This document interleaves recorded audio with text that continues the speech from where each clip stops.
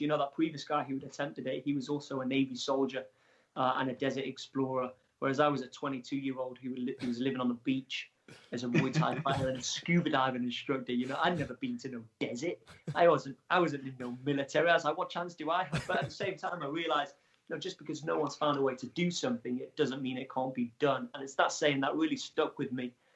And that's what put my parents at ease as well. They would see this insane planning, the logistics. It's not kind of, I didn't really see it as reckless, because if there was something I was unsure about, I think I would have delayed it and just waited, prepared and trained until I knew I was confident enough that I could complete it. And I did. I went out there knowing, I didn't go out there thinking I might die.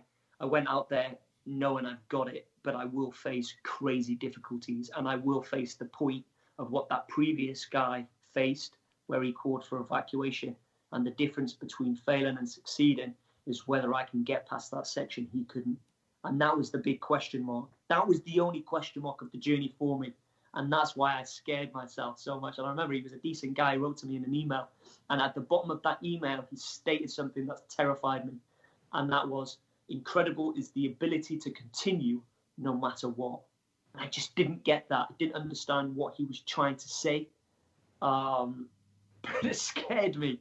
But wow. Again, I used that to my advantage, and he probably doesn't realize that maybe he was that little sort of guardian sat on my shoulder, and that quote helped me a lot, because at that time that I was hallucinating and I was delirious underneath the trailer, that popped to mind, and I was trying to make sense of it at the worst place scenario, but also the best place I could be in, which I needed it most. And I said to myself, well, no one and nothing's incredible, of course. But if incredible was a thing, what would it do in this scenario? So out there, whilst I was solo, I was almost trying to personify incredible. You know, if incredible was a person, what would it do? And I realized that it would break down its goals. It would focus on the short-term accomplishments, you know, the little achievements and the little steps, rather than the 4 days that it would take to get to that. And so I almost could see this being, you know, because my mind was pretty fucked, getting out from under the trailer and walking for 100 meters. So what I tried to do is I tried to look at this incredible as a role model, and I tried to follow in the footsteps. He was always beating me off the line. He was always getting slightly further than me. He was always out from under the trailer before me.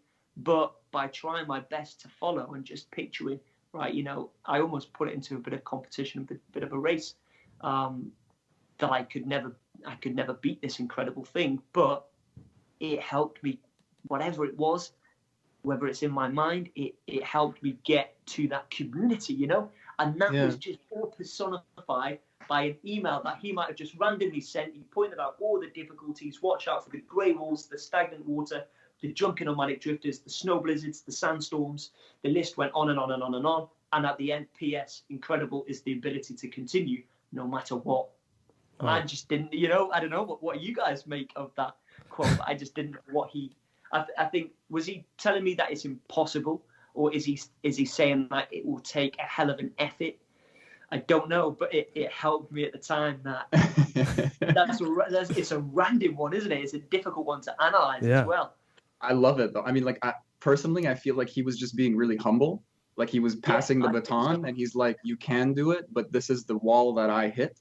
And it's almost like just factual. It's just like, he gave you all these kind of warnings, and then he gave you kind of like a spiritual warning. Like, this is what you need to be in order to do that. Almost like he knew I would face what he went through, you know? I guess he's the only one who really knew that like, he knew exactly what you would come up against. And you, he couldn't have known how you would hear that, you know? But like, you still turned the dial. You made that fuel. And you know what's crazy? I mean, like, you were saying you were delirious and stuff. I literally have been doing the same thing. I am nowhere near your level, man. But like, I just feel the need to say, like, I've imagined this person that's me, but doing everything properly. So they're always a couple of steps ahead, and I get to kind of be the shadow of this thing. And I don't. Yeah, it's crazy that you're describing this. And like, it's something I've constructed to motivate me, so that it's like I'm channeling someone, because people motivate me. So if I can kind of create this imaginary person that's always a step ahead, at least one step ahead, then I'm always positive you be doing right now. You know, with the days that you just want to chill, or what, you know, if you're on that mind frame where it's positive you, what would that be doing type of thing, and you're trying to keep up, aren't you?